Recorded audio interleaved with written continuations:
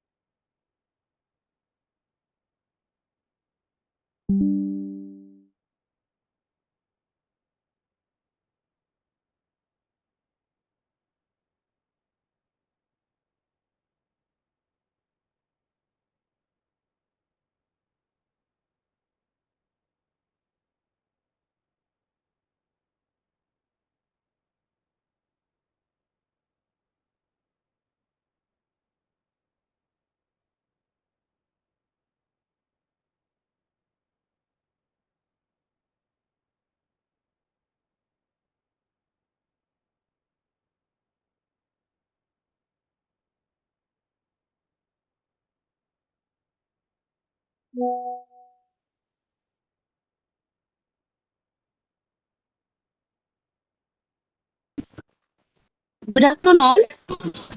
The session will begin in a few minutes.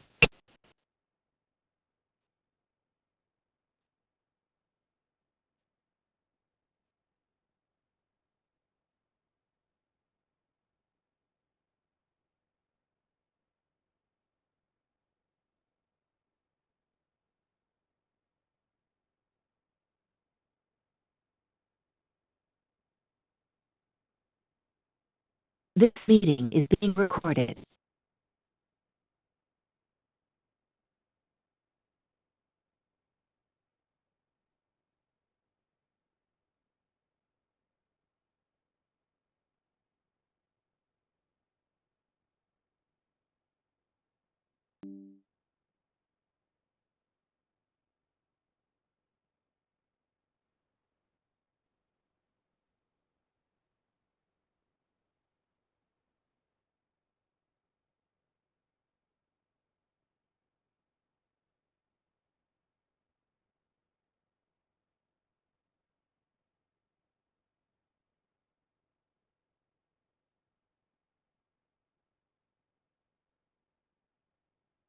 Good evening, sir. Kishore Ram, sir.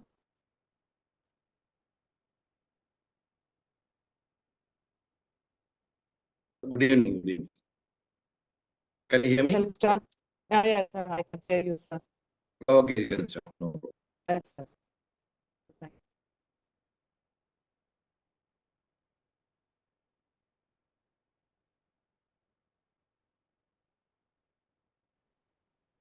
Can you hear me? Shall we start? Yeah, sir. I can hear you, sir. Okay, you can start. No problem. Yes, sir. As we embark on day 2 of our faculty development journey, remember, education is the passport to the future. But tomorrow belongs to those who prepare for it today. Let's continue preparing ourselves and our students for a bright tomorrow. Welcome to day 2 of our virtual International Faculty Development Program, where the spirit of exploration and collaboration continues to thrive. As we gather here again, let's embrace the wealth of knowledge that awaits us. A symphony of diverse perspectives, innovative teaching strategies, and a profound exploration of literature and research. Today's agenda promises a broader spectrum of insights, discussions, and shared experiences. We invite you to immerse yourself fully in this intellectual journey, fostering connections and nurturing the collective growth that defines the essence of our academic community. So, without further ado, let the unfolding chapters of day 2 captivate our minds and ignite our passion for learning. Wishing you all an inspiring, fruitful day. I invite Dr. S. Jayanti, Associate Professor of English, PSG College of Arts and Science, to introduce the chief guest of the day 2 session. Thank you. Good evening to all. Dr. Kishore Ram is a professor of English at the PG Department of English, NSS College, Kerala. He has taught the English for over 20 years. He has taught English for over 20 years. He has produced 6 plays and has edited several books. His books are taught at the university level in Kerala. He is an editorial board member and advisor of CAS journal, including the Journal of Literature and Aesthetics. The other one is Chala Samiksha. In addition, he has also received the University Grant Commission Research Award 2015 at the national level and did a UGC-sponsored postdoctoral for 2 years. His English novel, manuscripted Dead Know Nothing, was included in the Bangalore Lit Festival, and he has signed a contract with India's top literary agencies, the Writers' Side. He has presented a good number of research papers in a national and international seminars and conferences. He also contributed a large number of research papers in reputed journals and books. He also contributed a number of rich research papers in reputed journals and books. He has also edited University of Kerala textbooks. I am glad to share that he has done a minor UGC research project in the world cinema today. In addition to the impressive profile, Dr. Ram actively engaged in various academic bodies, serving as a member of the fellowship committees at Kerala Chalachitra Academy and holding a membership in the Royal Society of Literature London project in the world to 2014. Moreover, Dr. Ram is a late member of CIP Hyderabad and is expertise as a subject expert for interview at the University of Kerala. His commitment to academic excellency is further evidenced in the role of external examiner for PhD Open by OC at Bharatiyar University, Madurai Kamaraja, and MS Manonmanim Sundaranath University. On behalf of the English department, we extend our heartfelt gratitude to Dr. Kishore Ram for gracing us with this presence of today. We are eagerly looking forward to gaining a valuable insight into our international FDP sessions today. You're welcome, sir. Thank you. Okay, thank you, Jayanti, for the very good introduction. Good evening to one and all.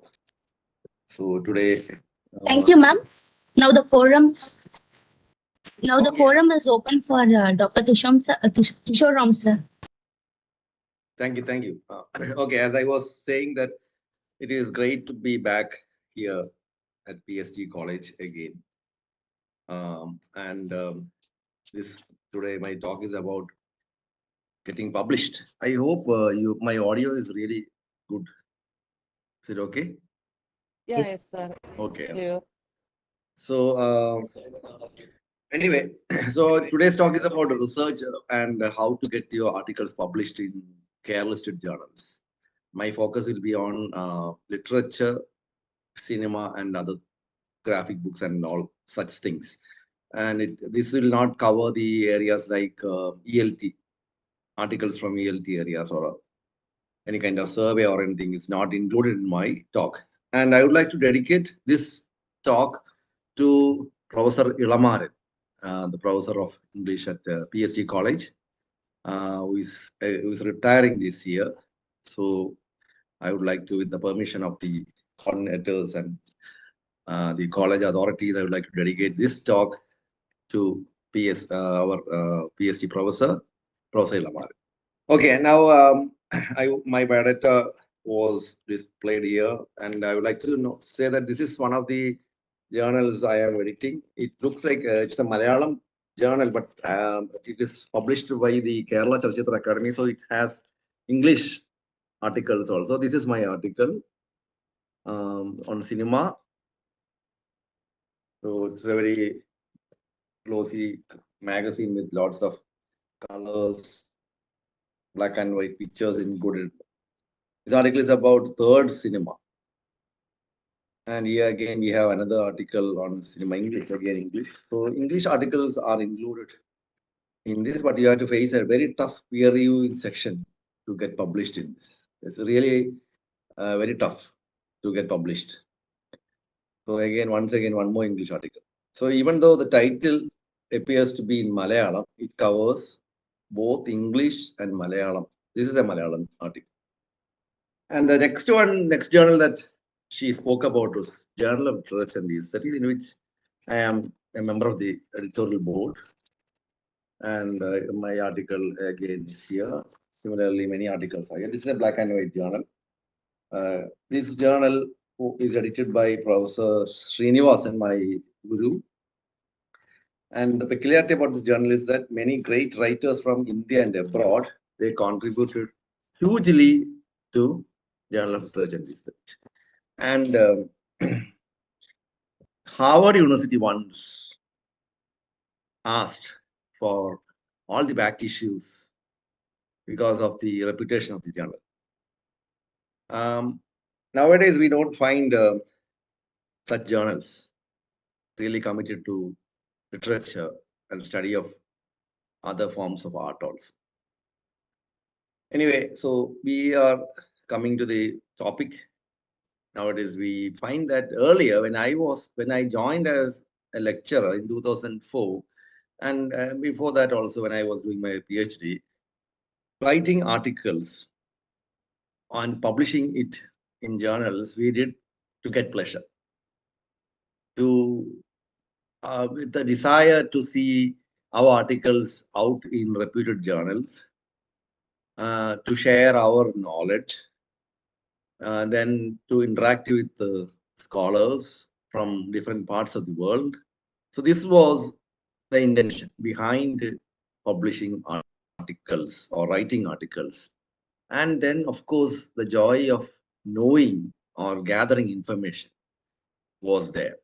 But nowadays, we find research scholars publishing articles with the intention to get promotion, to get into a job, to submit their thesis.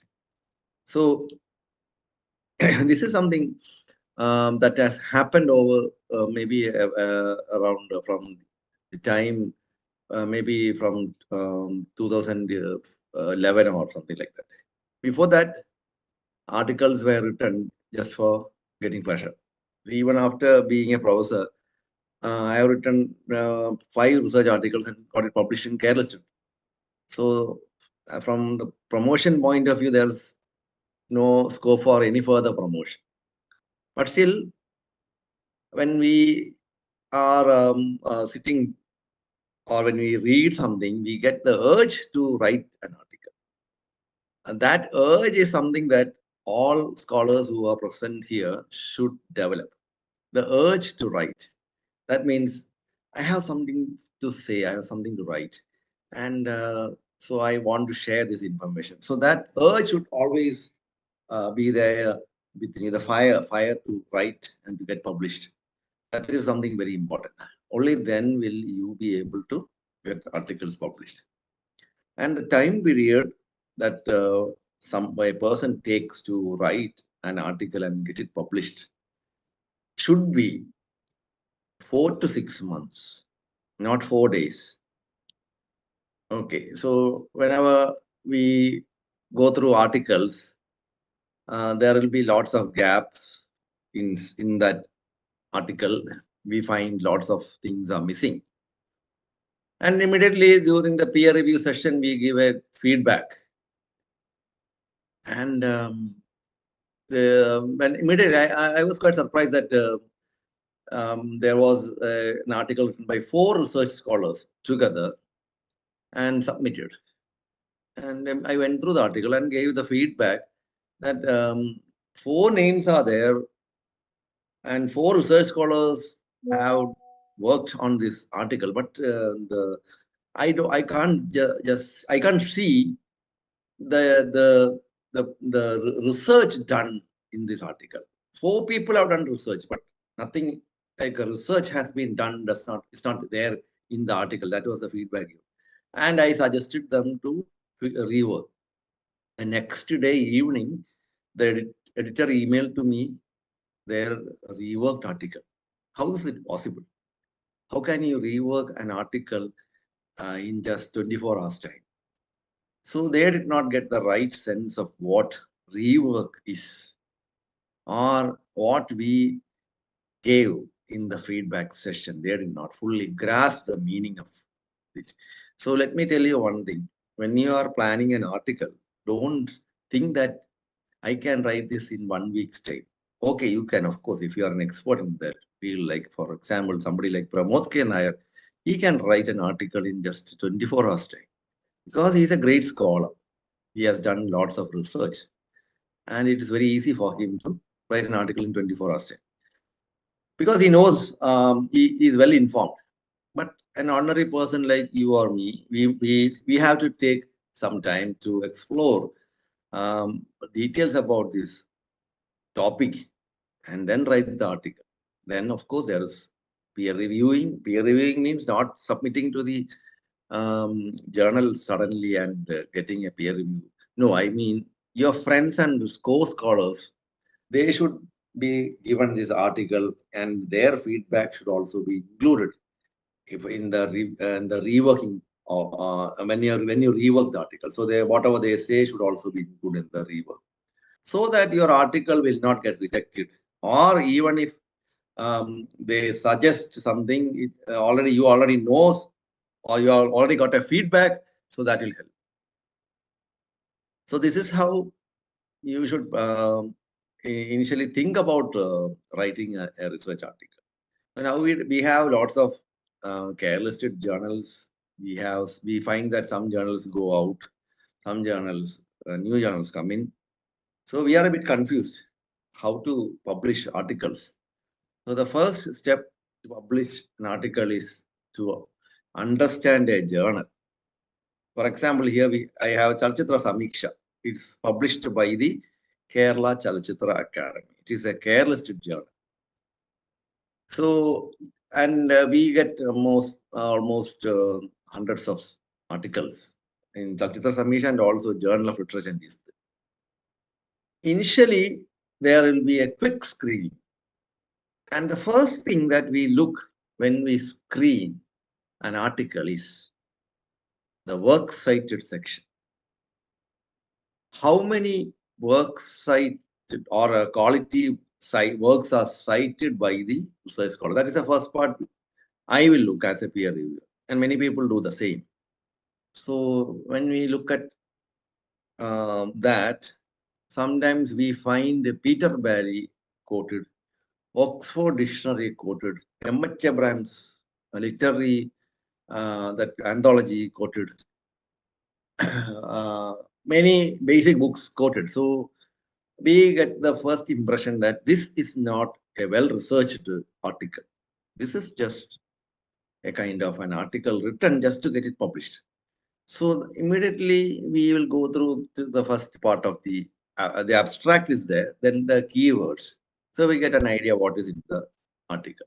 Then the first chapter or first 1 or 2 paragraphs will be full of theory and other things, introduction. And then again we form the impression that this is not a well-written article. So immediately we reject. There is no scope for rework there. So it will be rejected immediately. Maybe sometimes it is a research scholar, then we will give a feedback.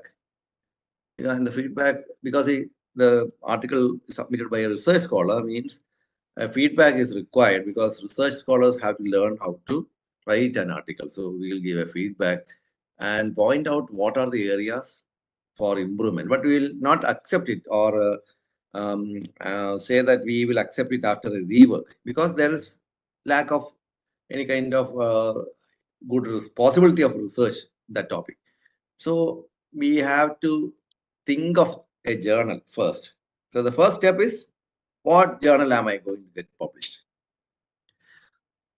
And more than that, earlier I will say that we find out a topic and a very important topic and collect all the materials and start writing the article. But you see, if you are writing such an article and submitting it to a journal that is exclusively dealing with film studies, you will not get published. So the best thing now to do is understand the journal. So when you come across journals, so how to come across such journals? So the best way is to go to a very good library, and there they will have a collection of journals.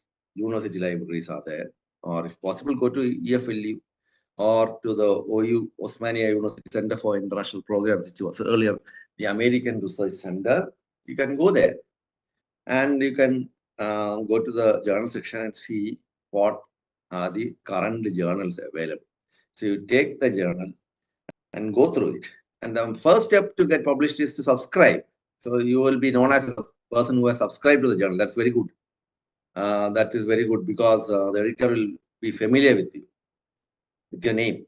And so you go through the journal, then understand what content is there in the journal. In the Journal of Literature and Youth Studies, we find that almost all areas are covered. Poetry is there, drama is covered, fiction, theory, everything is covered here. Then we find some interviews with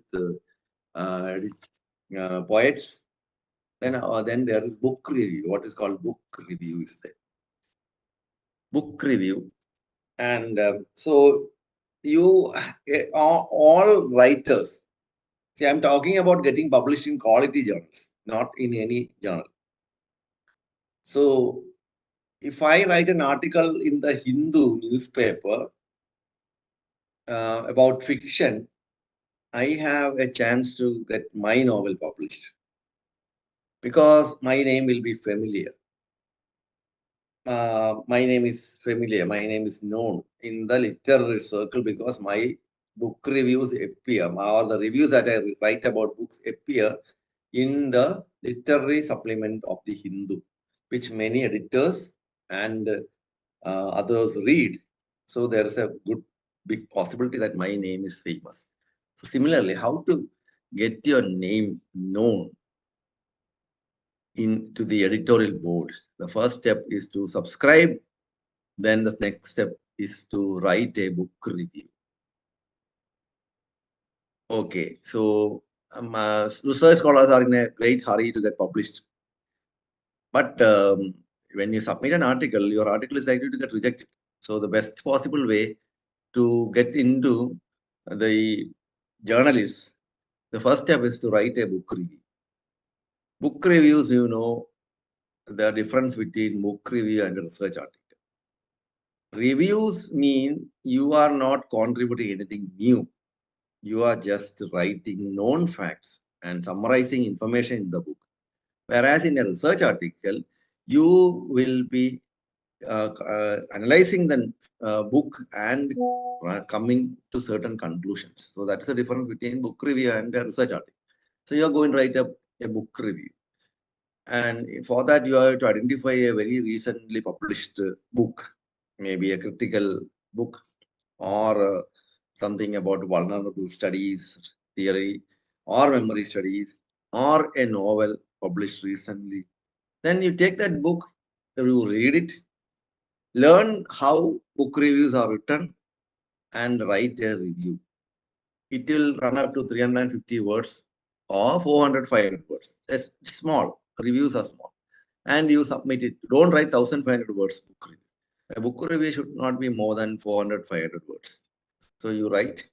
Don't say anything about or comment about the book, whether it is good or not, but point out the positive things about the book and to which category the book belongs and all those things. The most important things about the book, whether the narrative style followed, the importance of the relevance of the theme, and all those things. So you get that book a review, you send it to the editor. And let me tell you one thing. We use in Journal of Literature and Aesthetics, we look for reviews. We don't get reviews. And in Chalachitra Samisha also, we rarely get book reviews. So the best method to get published in a careless journal is by writing book review. Because lack of book reviews, we face lots of, we have a heap of articles submitted, but one or two book reviews. And if the book review is almost good, then the editor will give some suggestions and ask you to rework it a bit more and send it. So you rework it and then submit. So when you submit it like that, your book review will get published. That means the editor now knows who you are. That is very important. Then again, if you want, you can submit another book review also to the same journal. Then gradually you can email to the editor and say that I have already published 2 book reviews in your journal, and now I am working on this particular article. Do you think that it will be good for, or it has any possibility to get published? So we have a method in storytelling and narrative things, and Jayanti already said that my novel has been accepted by Writers Side, which is top agent in Asia and India. So how do we get to the agent? We get to the agent by pitching our idea. So this is called pitching. You are going to pitch your idea to the editor. I mean, I'm going to write an article about queer films, or I'm going to write an article about queer poetry, which has not been touched. Or I got an article about a journal published by a group of people, activists who are protesting against environmental pollution.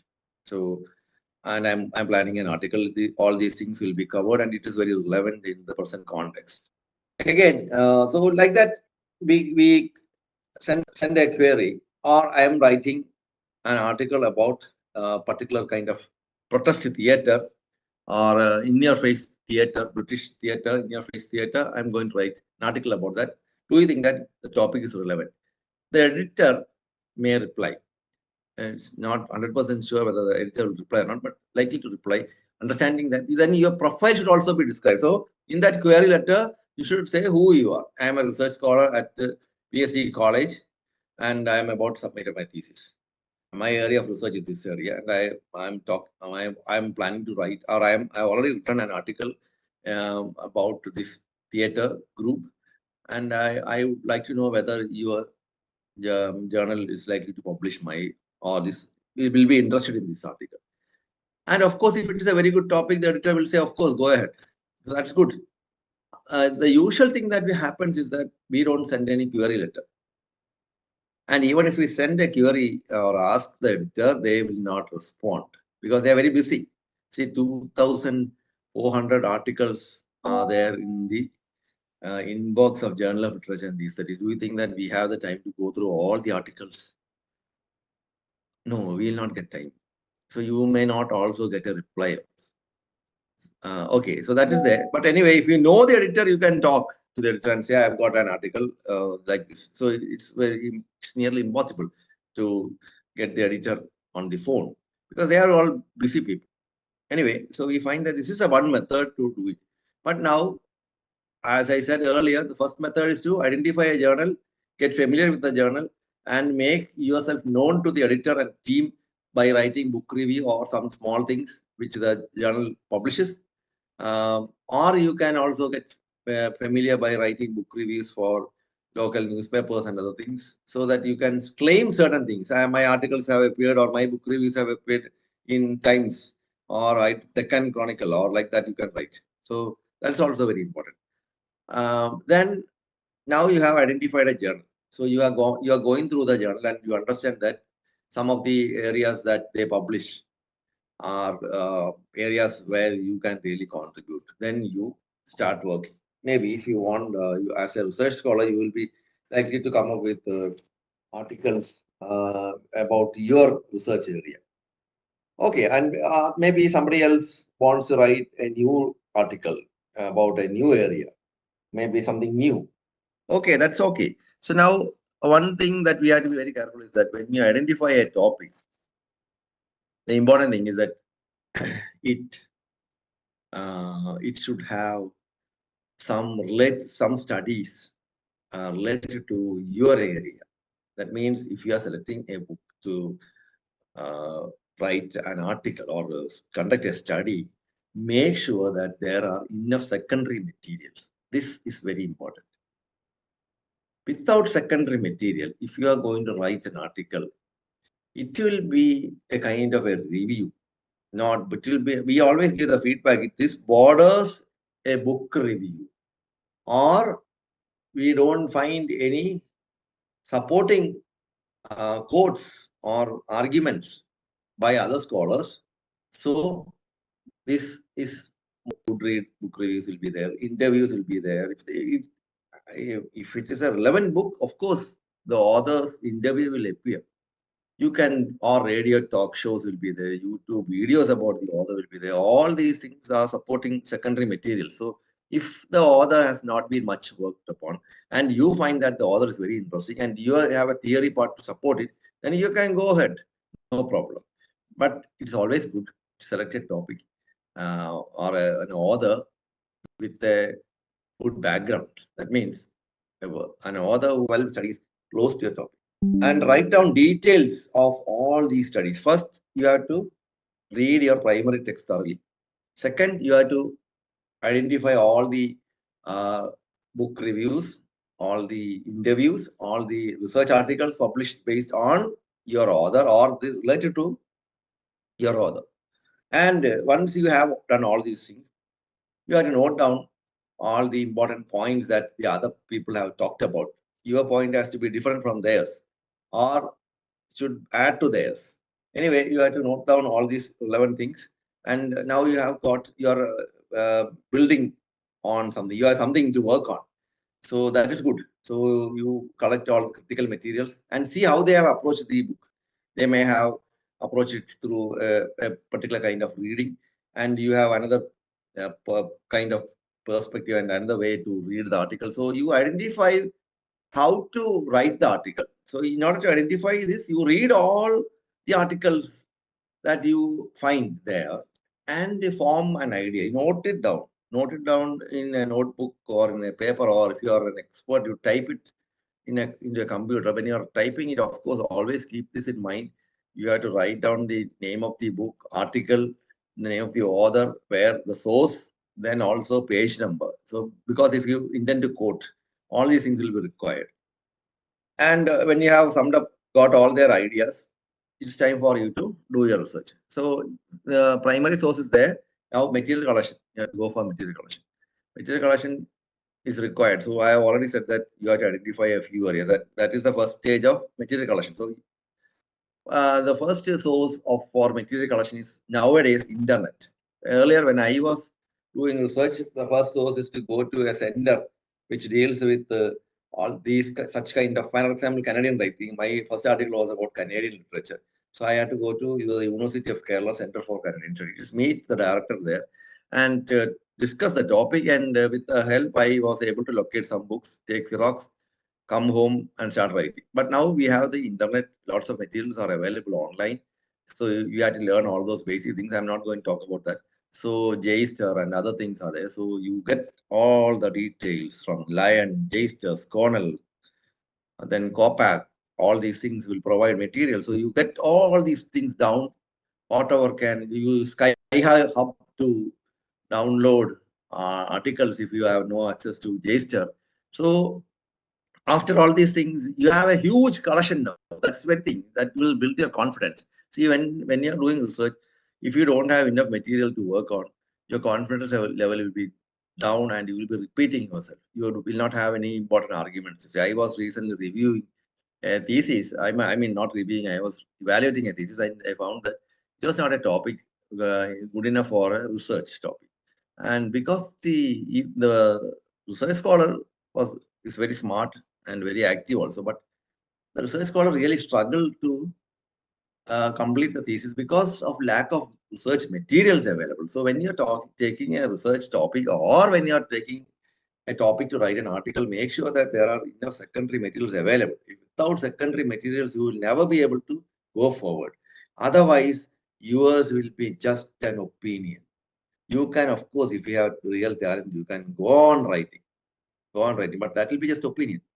You can link one with the other, and all the theories that you know can be crushed into some kind of a ball and put it inside the article that you're writing, or you can excuse whatever you want inside the article. But remember one thing, only expert editors will identify this and reject your article. So write only what is required. If you know some theory, it's just like giving crayons to students. I mean, small kids. What will they do if they have a house to, or if they have a coconut tree to color? They will start with the black at the bottom. Then they find that there is red crayon. They will add red crayon a bit more up. Then the coconut tree, the trunk of the coconut tree will have multiple colors. And of course, the coconut leaf will have green, red, yellow, all these colors will be added. If crayons are given to a small kid, similarly, for a researcher also, if enough theory or lots of theory stuffs are given, they want to include everything in their research article. And this is where a mature person or a mature researcher will show the way. That means a mature researcher will not take everything. Mature researcher will take only what is required. Maybe their mature researcher will identify 15 articles relevant, but comes across one or two that is actually required.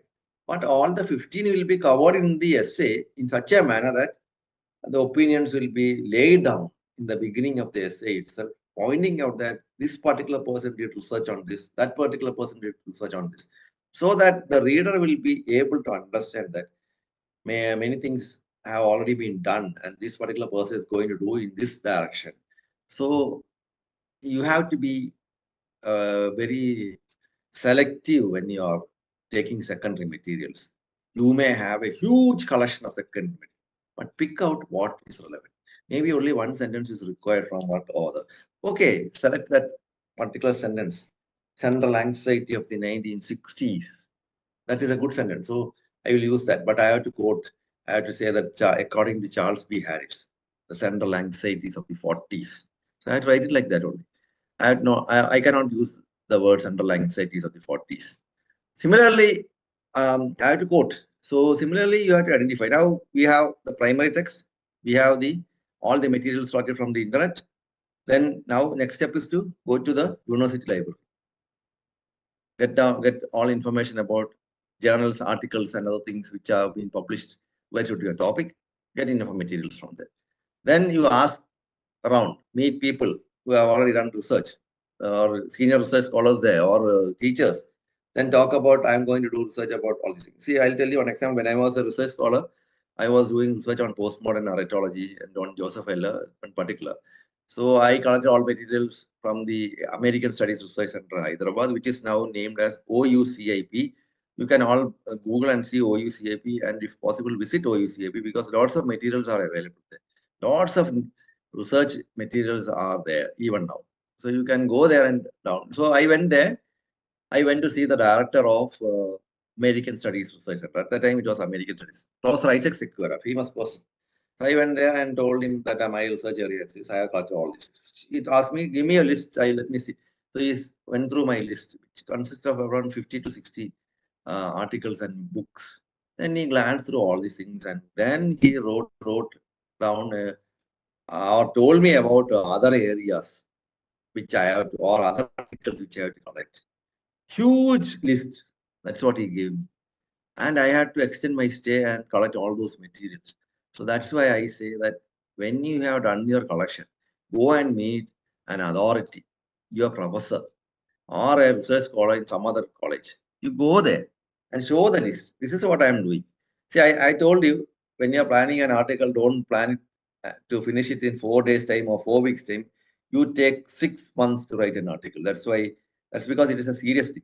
So you go to meet the research scholar in that particular area who is good, or a senior research scholar, and then discuss. This is what I'm going to do. Okay. So they will give more ideas, more books to refer, or maybe they will point out 1 or 2 articles from their collection.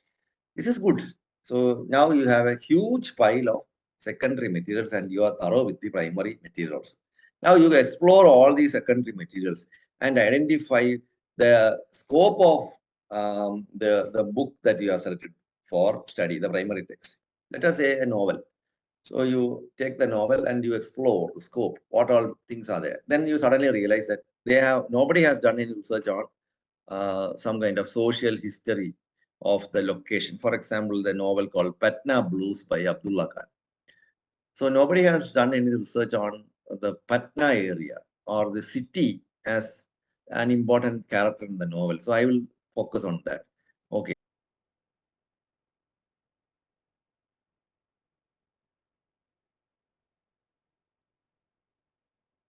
Some cure kind of, so when you start reading, you will read the kind of a kind of a person who is just like a detective. You have to read the secondary materials. Already you are familiar with the primary material. Secondary material, when you are approaching secondary material, you have to read it with the mind of a detective. That means you are going into details. You are inquiring. You are going deep into each article to explore the areas that they have identified, to explore and understand the theories they have used. Now you have you're at the end of reading that paper, you have an outline of how the researcher went around. Now you have to go it in a different way, or if you have something to add to what the researcher has already done, you have to add it. Maybe you find that the researcher has skipped many important details, or almost all the important critics, though they were covered, he has missed 1 or 2. So you can of course come and add all those things. So whether you are adding to a research that already has exists, or whether you are going to take a new path, you decide. But you explore all the secondary material. Now you have explored the primary text is with you, secondary material is already explored. Now, if you want, you can apply a theory. Cure theory, for example. You are going to apply cure theory to the text, Patna Blues. So there's a character, Arif, and there's another character. They are friends. So you identify a cure element in their theory, but it has to be true. Many scholars, they just because they have some theory, they will go around and say that these people are cure. Or you are familiar with the Manichitara Third, I'm quite sure. Most of you must have seen the film Manichitara Third. And there was a scholar who identified and said that the problem with Nagavalli is that Nagulan is a gay and he has a queer relationship with that Sunny, Dr. Sunny. So very funny kind of a reading. And with all the theories and scholarship, the scholar was able to establish that these two are gay. Absolutely nonsense. Just because you have some theory with you and you know how to apply, that doesn't mean that you can apply it wherever you want. Okay, so you have to be careful about while dealing with theory. Whether this is required or not should be understood. So you have a theory and you are going to write the article now. So you identify areas where how to develop the argument. So that is what you have to plan next. How to develop the argument. What is your central argument? You have to have a thesis statement or a central argument that will be there throughout the thesis and also throughout the article. So it will be like a snake that will be lying in between, or like a vertebrae. So it will be there. It will be holding together things. So always remember what your central argument is. If you forget it, you will be deviating and going away. So keep that in mind and you start writing your article. So what is the first thing that you have to write? Don't write the abstract and keywords in the beginning itself. Even the introduction is written after writing all these things. But usually we have a working introduction, because when you're writing the introduction, it's the introduction. When you're writing a PhD thesis introduction, you write it at the end of the thesis, because even after writing conclusion, many scholars write introduction, begin the thesis with writing introduction. Actually, introduction is not introduction to your topic, but introduction to your thesis. So you remember all those things. Don't write the introduction in the beginning of the thesis itself. So that's why many theses are getting delayed, because they are quite confused what to write. And usually introductions have appear like synopsis, because I'll be dealing with this in the chapter 1. You have already done. Chapter 1 deals with this, but you still continue to. Even in the conclusion section also, many scholars write, in chapter 1, I intended to do like that. So they have already done the research, but still they keep on writing a synopsis at the conclusion. So be aware, if research scholars are here, since we need an introduction to start the thesis, you write a rough introduction, but don't make it your final introduction. At the end of your thesis, after writing the conclusion only, you have to go back and write the introduction. Keep that in mind. Next, so you are going to write the introduction to the article. What is the content? I said working introduction, not the full introduction. Well, how will you introduce the topic? So you have a theory, you have a writer. What is the thing that you have to depict first? Whether it should be theory or whether it should be the author. That is something that is much disputed. Many articles begin with a huge quotation from a famous critic. Nowadays, that's out of fashion. So you can, of course, start the introduction with both the author and also what you are going to talk about. So you are going to, there is a particular author, and I'm going to speak about this particular work by the author, and my theory is, I'll be using queer theory to understand Patna Blues by Abdullah Khan. So that's good. Okay. So don't start writing a huge introduction with 4 paragraphs full of theory. If theory is something that people already know, you needn't go on explaining the theory in your article, because people who read the article, they are supposed to know the theory. And if they are not familiar with the theory, they have to go and refer books related to the theory. Your article is not about the theory. Your article is about how you are going to apply the theory to the text. And for that, relevant information can be used in the introductory paragraph.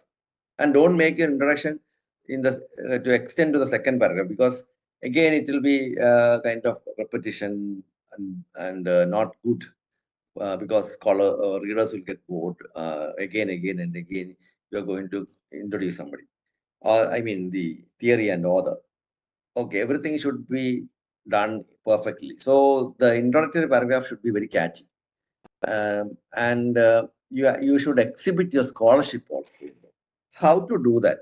See, for example, you can go about talking about the particular area that you have selected, and also 1 or 2 people who have already written articles. All these things should come in introduction, and the first paragraph should come to should reveal your scholarship in that area.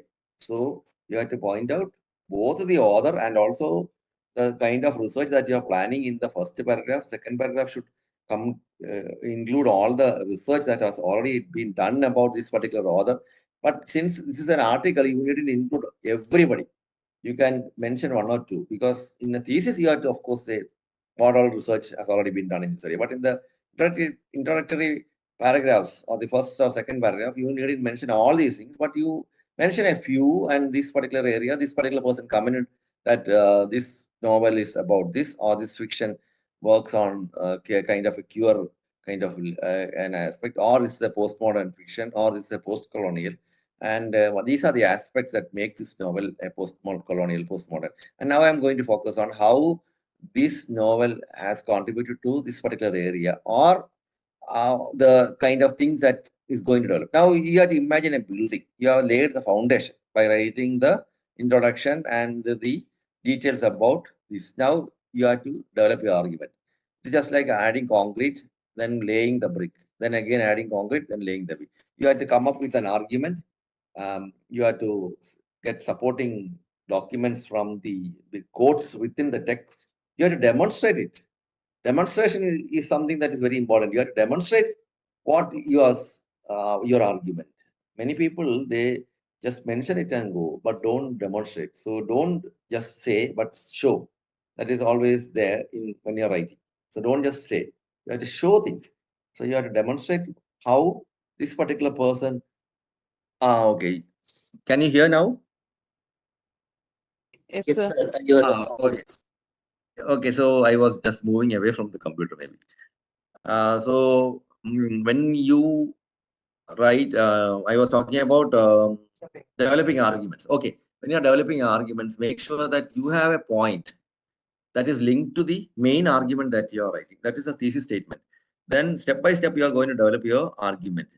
When you develop an argument, you have to show something from the text, and also then you have to get supporting documents from other critics or other writers. So according to this particular person, something like that should be there. Now, when you are quoting critics, quoting other writers who have already done research on your topic, or some theoretician, earlier we used to have huge quotations. That means we in the ML handbook, if you check, you have to indent the paragraph. The quotation is so huge that you have to indent. And that was an early old kind of style. Nowadays it has changed.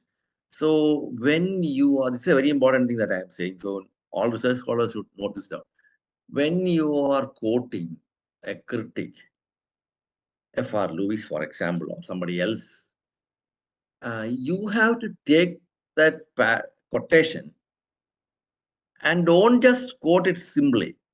Okay, you are going to put your arguments, and alongside you put in some of the points that the other person says. Now it's just say somebody is standing there in the middle of a stage and reciting a monologue. That is what will be a huge quotation from a critic. Whereas you go there and you support that person, or you stand with that person and you say what you have to say, and occasionally the quote will come. Then that will appear more like yours, or that you are also contributing, rather than a single quote appearing from the author, I mean from a critic. So I hope you understood. When you are quoting, don't quote huge quotations, but paraphrase them, put your argument, and use these quotes to support. Then it will appear that you have also contributed a lot to the idea. Then you are also a partner in that idea. That is how the recent technique used is. Then crisscross quotation. That can be done only by experts. Crisscross quotations. When you take articles from very good, outstanding corpus index article, Routledge and others, you will find that one reference leading to another, somebody else referring to somebody else, then referring to another person, and all 3 or 4 people's name appear in that same paragraph related to what you are trying to say. And then you also put your argument. See, 5 people have placed their arguments on the tabletop. That is can be done only by experts or really good scholars. So that is another technique, crisscross references. You refer from one person you refer to another person, and again another person you refer, and you have to give some footnote also about what this particular person has said, and from where you have taken this. That is a style that is really of high quality. But as beginners, we needn't go ahead with all those things, but we need to quote. So the first stage, beginners will quote the entire paragraph or entire quotation. When you mature, you will put your argument and you will paraphrase their quote, or you put your argument, or maybe one or two other arguments, and then you place your arguments like that. So it appears a brilliant paragraph where you have your share also. It is not exclusively for one person, but you are also a part of it. So make yourself a part of your research paper. Don't quote 4 or 5 lines at a stretch, but break it up, put your idea, then get their support and develop. And again, put some examples from your novel or your drama or poetry or paintings or whatever you're doing, and then put your argument. So in such a manner that everything appears like a kind of well-shaped, well-arranged piece of something. It will be more beautiful. It will be highly readable also. And your presence will be felt in the article. Sometimes when we read article, we don't feel the writer's presence. We feel lots of critics. We feel huge quotations from the text. Why big dialogues will be there.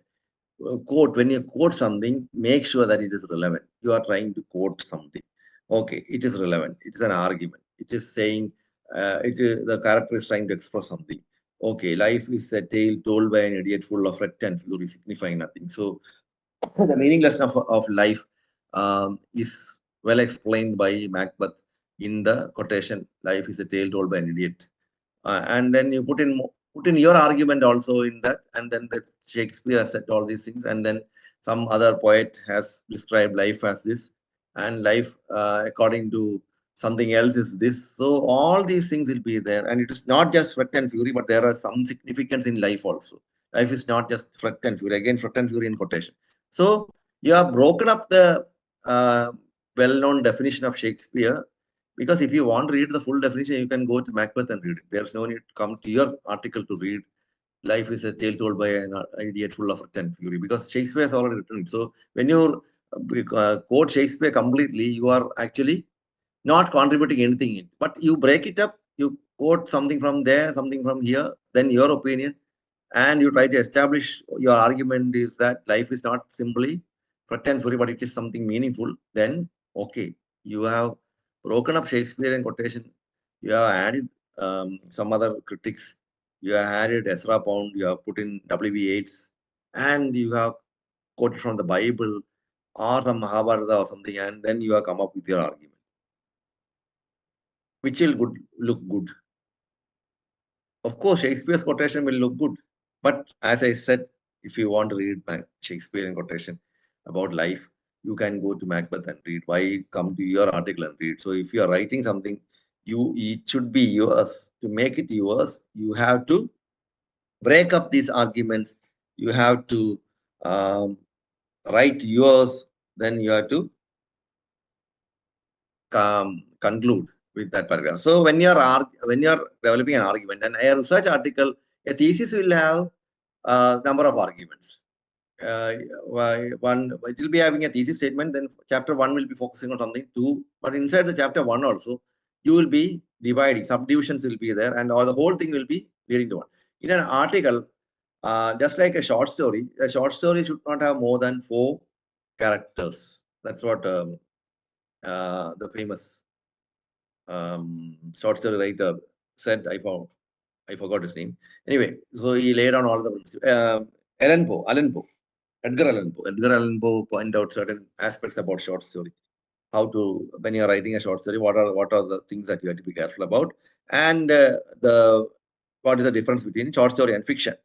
So there should be only one central theme, 4 or 5 characters, 4 characters, out of which 2 will be very important. Third part and 4th will not be that important. So minor characters will be there, but major characters will be centered around the major characters, and there will be a particular kind of change that occurs in the central character or the story. So this is what short story is about. Like that, when you're writing a thesis and when you're writing an article, in the article you'll be focusing on only one thing. not multiple things. If it is a very good article, you will be focusing only on one thing. And that one thing you will subdivide it into different paragraphs, each paragraph adding to what you are trying to say as a thesis statement. Step by step, you will progress. Step by step, you will put in your arguments. Step by step, you will come demonstrate your arguments. Demonstrate from the illustrate with the text codes, textual codes, supported with critical codes, and your idea. So gradually, the article will develop. The style is important. So gradually, it should be in your style. Don't borrow somebody else's style, but in your style, you develop gradually. Your language should also be not up to the level that is expected of a researcher. Is not up to the level that is expected of a researcher. How to have a proper good language? That language development can be done only through hard work. So you read articles, not just written in India, but abroad also. You read contemporary writers. You read and understand the new ways in which things are said. Understand the complicated language structure, whether that is possible for you. If that's not possible for you, leave it. You write it in your style, but language is really important. The way that you place the words, the key terms that you are going to include in your vocabulary that is required, the research vocabulary that is required in your article, all these things you have to be very careful about. Step by step, you develop. And now you have 4-5 paragraphs. And see, one thing that I noticed is that in many research articles and theses, one paragraph will be one page. Second paragraph will be second page. Don't do that. You divide the paragraph. If the one paragraph has got 7 lines, the next paragraph should also have 7 or 8 lines, or maybe 10. Don't put 15 lines in that paragraph, so that when equal size paragraph. So make sure that your paragraphs have equal. These are things are very, very important. The layout is very important. How you begin the paragraph, what way you begin the paragraph. So when you are beginning the paragraph, have a proper beginning. Many articles begin with it, but, how, like that. No, the word every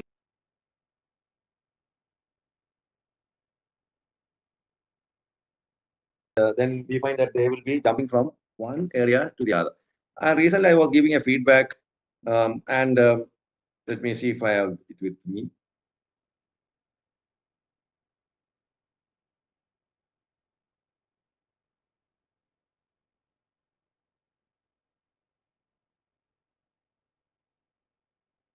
No, it's not there. Okay, anyway, I'll tell you.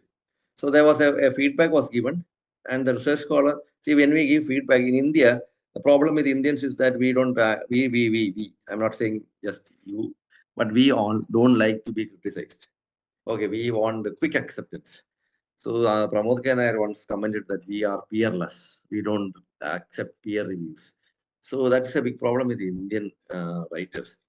If we point out some errors, they will immediately get angry. So this happens in peer reviews. Some scholars will reply in a very strong manner. So I got a reply like that. Anyway, and I said that instead of giving a whole feedback, again, I will take just one paragraph and explain to you why your article has been rejected. So I took the article, and in that article, there is a talk about the director of the film, that how difficult it was to make the film, then again about the central character, and about something else, about the budget of the film. All these things fused into one paragraph. I don't have it with me, otherwise I would have read it out to you to make you understand. So all these information packed. So I asked him, I asked the research scholar, see, look at the way that you have started the article. You started with the director, then you are talked about the adaptation from Macbeth to film. Then you are told about the poor reception that the film received. Then you are talked about how the film was a box office failure. Then the cost of the film. And then you left all these things and talked about something else. How can in one paragraph that particular research scholar has exposed 5 or 6 different points? So how can that article be included? So when you are planning the article, you have to plan it in particular manner that step by step, you have to progress. I hope I'm still audible. Somebody has raised the hand. Mr. Hari Prasad V. Is it okay? Yes, sir. Okay. Yeah. Anyway, so we find Step-by-step progress. Don't, when you are saying something, don't say something else. Hope you understood. So when you are placing an argument, you have to do systematic, rhythmic music. You can't begin very slowly and suddenly you will put some drums and make the sound very loud. That won't be effective. You have to make it in the the rhythm should be there. So in the article also that should be there. So you have to make sure, particularly you have to be very clear that step by step the article argument has to develop.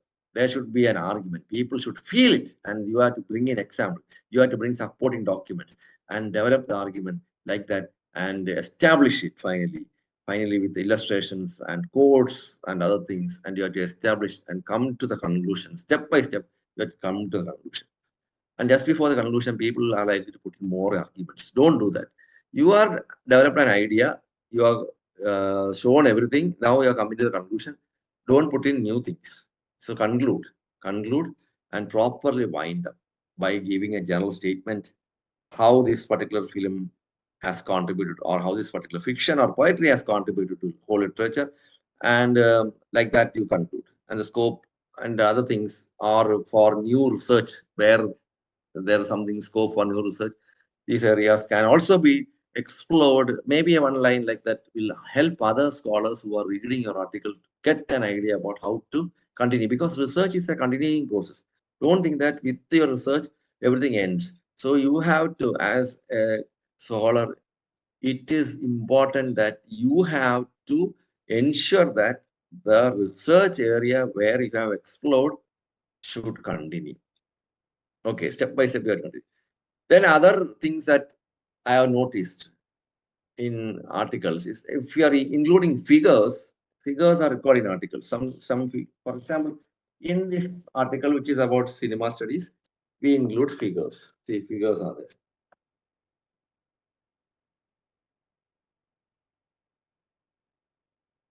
So only relevant figure should be included, and you have to put figure 1.1 and explain what it is about. Don't leave the figure. But sometimes a figure will explain what there is no need for you to add, because in the figure itself, when from the article itself, people will be able to guess what the figure is about. So in that way you can, there is no need to include it. So then again you have to now the article is complete. Okay, so what is the next step? Next step is to make people read it, give it to your friends who are real good research scholars, and take feedbacks. Don't get angry with them, but when they give feedbacks and when they point out errors, okay, that's good. Then you can go for language checking. You can use, there are lots of tools nowadays, pro-writing, Grammarly, and other tools. One important thing I have to tell you is that don't depend on these artificial intelligence like ChatGPT. Nowadays, a tendency is there to upload all the articles or whatever you find in ChatGPT and get it done, corrected by ChatGPT. ChatGPT follows only a particular kind of style. It cannot substitute a research scholar. So be careful when you upload it and when you get it downloaded later on. The editors are likely to get hold of the ChatGPT involvement through certain softwares, and also there's no need for software. We can understand it very easily when it is just been downloaded from ChatGPT. So it will be rejected, and it will be rejected without any explanation. So don't depend on ChatGPT. If you want, you can ask ChatGPT, what should I do? Like that. Some help can be sought, but don't depend on ChatGPT or AI tools to do your research and to edit your article, because that will the correct wordings will not be used and you will get caught easily. But you can use Grammarly. Grammarly is, I think I am not much used it earlier. I once or twice I checked it, and I found it is okay, but not like a person looking at it. So it's always good to have a good person or a good scholar read your article and point out all the mistakes, write it down, and give it to you. Give a printout to them. Don't email the article to them. If they are nearby, just go to them and give a printout so that they will be able to write all the things and give it to you. Otherwise, the other person may not be a kind of a person who comments on the Word document. So you will not get the right kind of comment. So get a good peer review, improve articles, write more. Then you keep your article aside and sleep for 1 week, do something else, come back and then read the article again. Then you will have a different perspective. You will find where you lack certain things. Then do rework again. Now, your article is, the first draft is ready. Now, the second step is to improve. Add more. Check the works cited section.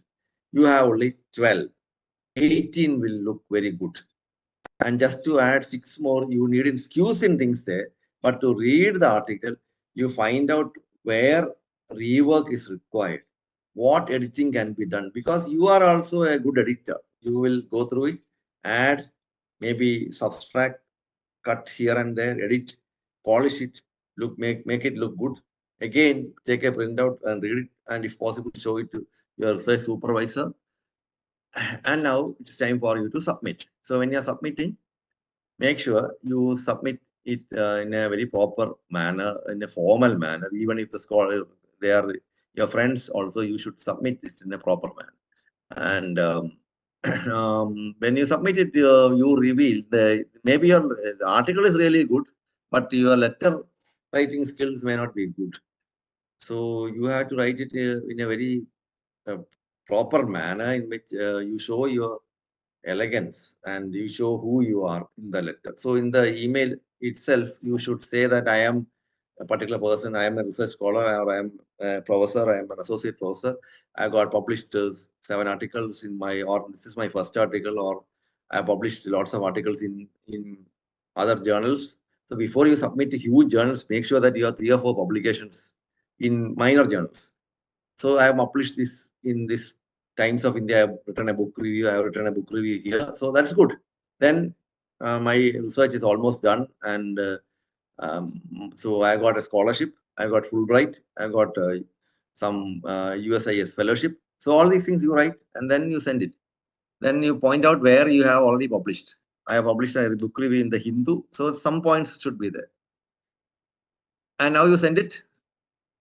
Then wait for the reply. You maybe after 4 weeks or 2 months, you can send a reminder. But editors take their time, and sometimes they'll respond fast, but sometimes they'll take time. So they may give a feedback, or they may say, we don't think that this article meets the requirement of our journal, so they'll reject it. But if they give a feedback, thank them, and then say that I will rework and submit it. And when you are reworking, don't submit it immediately, but take some time. Today, I have got a reworked article, which looks really good. I just glanced through it. So this article was returned in January for rework. And so the researcher has taken almost 2 months to do the rework. That means some rework has already done. I just went through the works cited and I found that 18 to 24 works cited are there. That's really good. In the first article, only 6 works cited were there. So the research has put in a lot, and the writing style has also improved a lot. So one more rework may be required, but we will accept it and publish it because the researcher has put in some contribution, added more. So that means the article is really now coming out to be fine. Don't expect your article to be published immediately, because the people who are reviewing your article are familiar with all these things. So they will give suggestions which you have to accept and which you have to add, because their suggestions will be relevant because they are already in the field. So they know what they are telling, and you add to that and show it around again, make it is 100% perfect, then submit it. But when you submit it, make sure the works cited has increased from 13 to 18. Then only it will look good. And your language is good, everything is good. So second submission will come and the editor will go through it, and then again they will send it back for something more. And if they do, don't get angry. Well, I have already reworked according to what you have said. Why are you sending it again? No, you have to rework it and submit it again. Then they will say that there you have missed something. You have not included this particular book. When you are dealing with Indian queer studies, you are not included Ruth Vanida's book. Why don't you explore Ruth Vanida? Now you think when you take Ruth Vanida's book, it is around 300 to 400 pages. You have to read all the whole book to review, rework your article means you will get irritated. But no, you have to do that. They have suggested it, so you have to do that. You go through Ruth Vanida, find out the important points, then add to your article. Similarly, maybe by fourth submission, your article will get accepted. But then you have to take that article and the first article that you wrote. Okay, the first one that you wrote and submitted, and the fourth one, the final one that got printed, you read and compare. And then you will understand the relevance of peer reviewing. Then you will understand why the editor said or why the editor made you do this. And in the case of PhD thesis also, research scholars get irritated that the guide is saying to add this here, add this there. The only thing I have to tell them is what my guide told me, that after you have completed your thesis, you go back to the first draft that you wrote, keep it side by side and read it. Then you will understand the importance of a research guide and also the importance of a peer review. And now coming to works cited section. Now we have something more to do. I forgot to tell you about keywords and abstract because we kept it aside. So now you are go back to the introduction and see, I already told you about up to fourth submission, but flashback, let us go back to some areas which I missed. Go back to the introduction. Actually, in the beginning, you wrote only a rough introduction. Now you are going to write the real introduction. So polish your introduction, add something there, and because you are now familiar with the conclusion of the article, so how your article go about and all this. Abstract. What is abstract? Now it's time to write the abstract. Abstract should include, say something about what your article is about and what area you are doing and something like that. 4 or 5 sentences. Then keywords. Keywords are really important. Many people ignore keywords. Say, ask what is the relevance. Keywords are things that lead scholars to your article. If you write queer, if you like black humor, if you write post-colonialism, if you write post-trauma, something like that. So all these things, memory, then all these keywords, when the research scholars search, they will immediately get connected to your article and they will glance through your article and see if it is relevant. So now we get more citations or more people have referred our article like that. So if you are writing the apt keywords, make sure that your keywords are really good. 5 to 10, 6 or 8 keywords should be there, minimum 5. So keywords are something that will lead other research scholars to your article. So make sure that keyword is good. Keywords are there. Okay, now all these things are there. Now works cited section, which I should have mentioned earlier. When you are writing a works cited section, there should be in a research article consisting of 4,000 words, 3,500 to 4,000 words is standard word count for a good article. So when you have 3,500 to 4,000 words, there should be at least 18 to 25 references, works cited. And out of these 18 to 25, make sure that you have included at least 1 or 2 from recent years, 2023. When you're writing an article 2024, make sure that you have some of the articles published in 2023 included in that. Otherwise, your article will not be will not include contemporary research or is not aware of contemporary research in that particular area. That will be gone. I recently reviewed an article by a famous professor in Kerala, and the editor.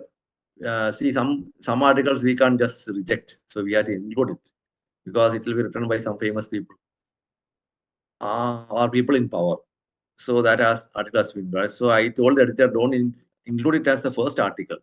Then he asked me why. I said, if you go through it, you will find that the works cited section has only 6 works cited. And out of these 6, you will find 1 or 2 very introductory textbooks like Peter Barry and others. Then the 3 or 4 works cited are from 2006, and there is only 1 works cited which is from 2013. Now we are in 2023. At that time it was 2023, and we have an article without any secondary materials from 20, 21, 22, 22, like that. The only one is 2013. So how can we publish that article in our journal? That is understood what I said, and he went through the article and said that this is not a properly written research article. But I had to publish it because it was by a powerful, well-known person. So sometimes we have to do that. Anyway, my research scholars, when I tell you this, make sure that your research article can contain at least 2022, 2023 works cited, at least 1 or 2, to show that you have referred to the recent articles on your topic. Maybe your article is about Charles Lamb. Okay, you're writing an article for Charles Lamb's essays, but you have to include if some latest one. Maybe the previous article was 2012. Okay, it's okay, 2012. But if you find something 2018, that's good. So you have to include recent articles from good quality journals. Then again, in the works cited section, the publisher should be good, the journal should be good from where you are quoting. And make sure that you don't quote from elementary books like Oxford Dictionary, M.H. Abrams, Peter Barry, and all those things. Okay. And finally, your article will get published, and that is good. But the next article, when you're writing, should be from the same area if you want, but also different, so that a variety will be displayed. So when your CV, when they look at your CV, you have done some research on this particular topic and then another topic. So that will appear good. Okay, this is all what I have to say about publishing articles in careless journals or good quality peer-reviewed journals. Don't think that careless journals are really outstanding, because some journals are not good. So there are very good peer-reviewed journals also that need to be included in the care list. That's what I feel. Okay, now any doubts, or if you want to add something, I am ready to hear. And if I know your questions in the chat box. Okay. If I know the answers, I will definitely answer. Otherwise, somebody else will answer for me, I think.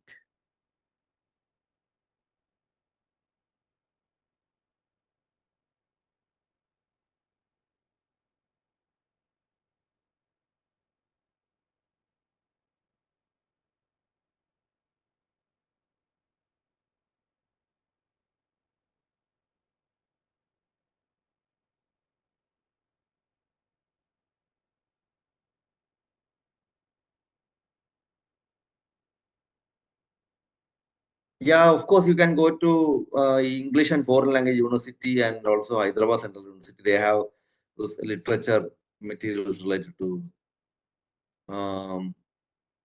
African studies. I mean, the next question.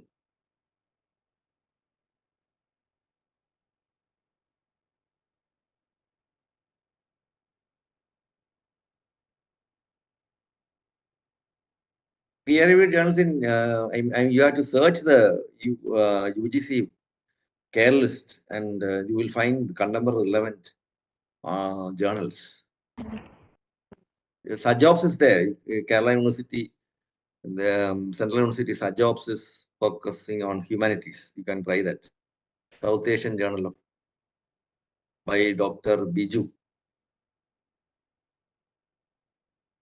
Don't ask about journals, because you can, of course, find it out from website. Some good journals for literature, as I said, you can search the UGC care list and find, because I can't say now, because some journals that I know, they have removed it from the care list. So ShineLax is there if you want. ShineLax is a good peer-reviewed journal from Madurai. crisscross reference is a very, as I said, it can be done by only people like Pramod K. Nair. I tried it sometimes, but it's okay. We'll also be able to do it, but to write a crisscross reference, you have to be thorough with the subject.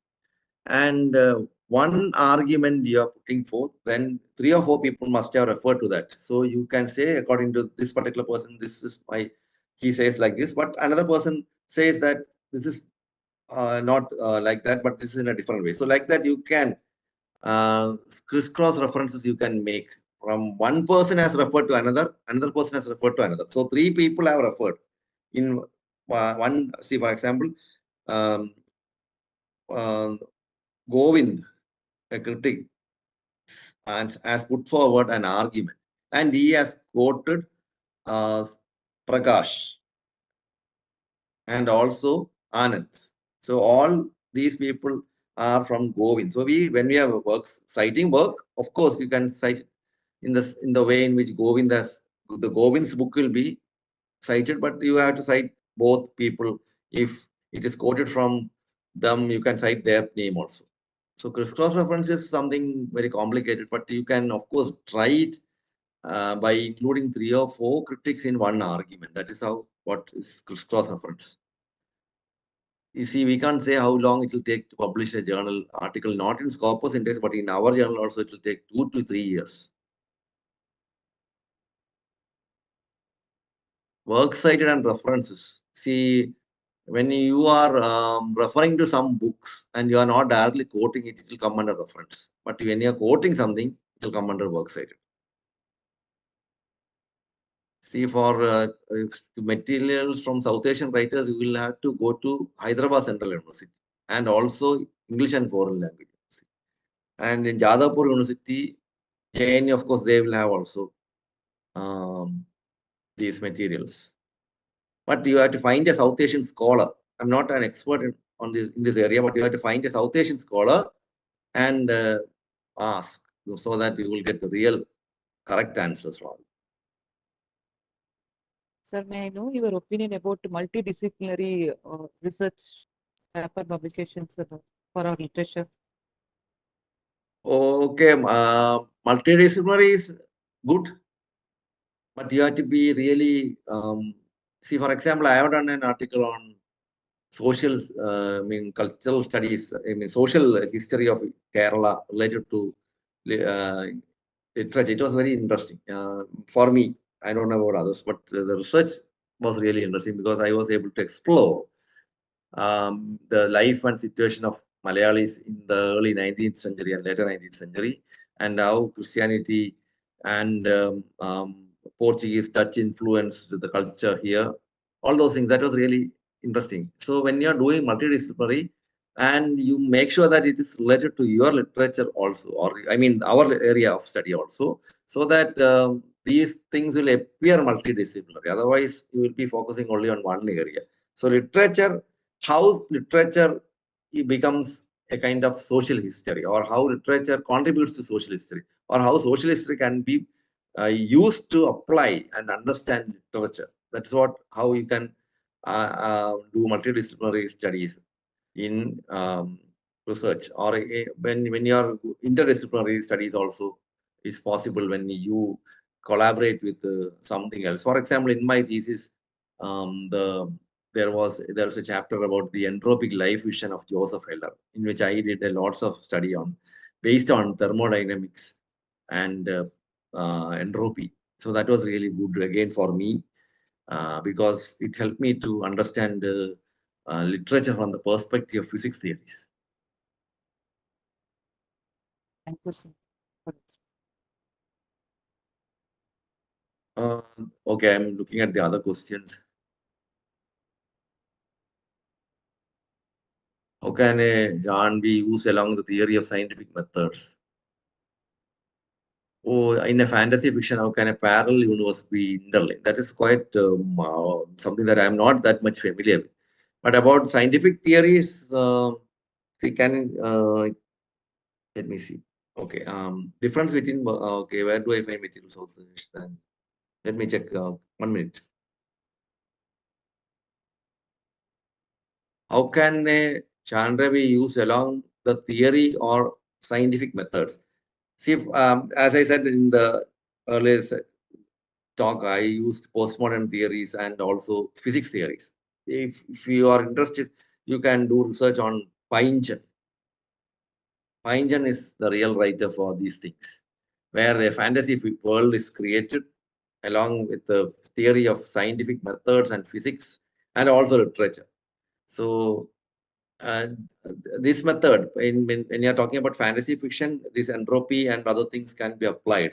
It is already applied by Pynchon. So you can explore Pynchon and research articles and books.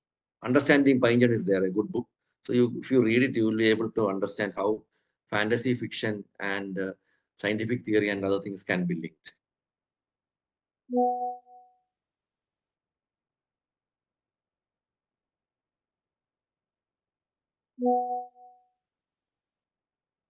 Like JSTOR, there is some online materials called JSTOR is the best. Then again, there is something called the SCONUL, the Society of College, Nation and University Libraries, Higher Education and Research Opportunities, HERO, then LION, Literature Online is there. So all these things are there, but I think JSTOR provides, and if you can't download JSTOR articles, you can go to SkyHub and copy paste the link and get the article from there. So JSTOR is the best. Where do I find set? Sometimes the chat they disappear. So where do I find secondary sources for Irish literature? Again, go to IFLU. English and Foreign Language University will find some materials. Otherwise, you have to contact the Irish embassy. Maybe they will give you a scholarship. You can go there and study. See, lots of scope for research outside. If you want to do research on East Asian studies, if you want to do research on culture of some other country, they will give scholarship. So try that. See, all the time when you hear about a scholarship, don't see nowadays there are various places where you will be able to find these scholarships. Scholarship sites are there. So go and find scholarships and apply for it and go abroad. When you are doing research on Irish literature, it is a very good topic. British Council will be able to contribute, can seek the British Council library in Chennai and see if books are available there. Most probably they will be. And you can also go to IFLU, and if you don't find a book, you write the name of the book and give it there. They will get the book and inform you. So use all these library materials. For American studies, lots of materials are available in OUCIP. So go to OUCIP, Hyderabad. It's inside the Osmania University campus. A huge building, huge library, accommodation facility, everything is available.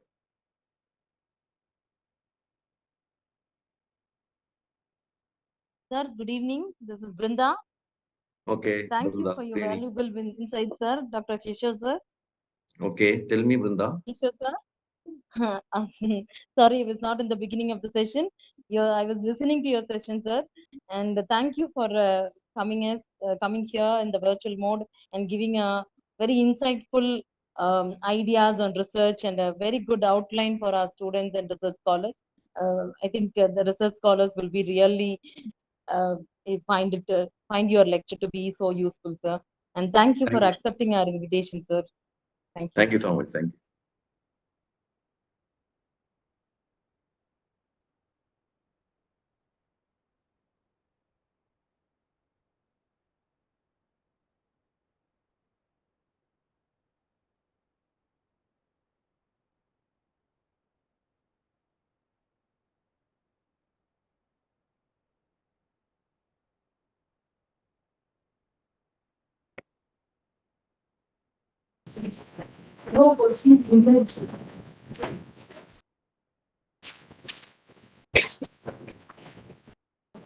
I now may call upon Ms. Atalya R, Research Scholar, PSG College of Arts and Science, for vote of thanks. Good evening, everyone. Today, we have the privilege of dwelling into the intricacy of academic writing, especially focusing on the art of crafting a research article and thesis writing. On behalf of the English department, I extend my heartfelt thanks to our esteemed speaker for sharing his valuable insights. We are grateful for the clarity with which the speaker elucidated the key components of a research article, from formulating a research question to navigate the intricate web of literature review and methodology. The practical tips and advice provided have equipped us with a roadmap for success in the realm of scholarly publication. Thank you so much, sir. On behalf of the organizing committee, I extend sincere gratitude to our management, our principal, and our vice principal for their constant support, and to everyone who contributed to the success of this second day International Faculty Development Program. Our heartfelt thanks goes to the speaker who shared his expertise, the participants who actively engaged in the discussion, and the organization team who worked tirelessly behind the scenes. Your commitment to professional development and the exchange of knowledge has made this faculty development program a valuable and enriching experience. Thank you once again for making this second day virtual International Faculty Development Program a resounding success. Thank you all. So thank you, Jayanti and others for inviting me to give a It's our talk. I pleasure, enjoyed sir. it. Thank you Okay. very much for coming. Thank you. Yes.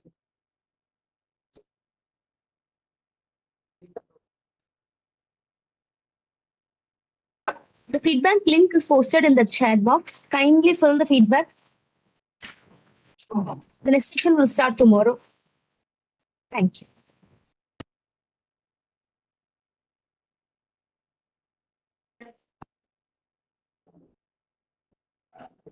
ஆமா Facebook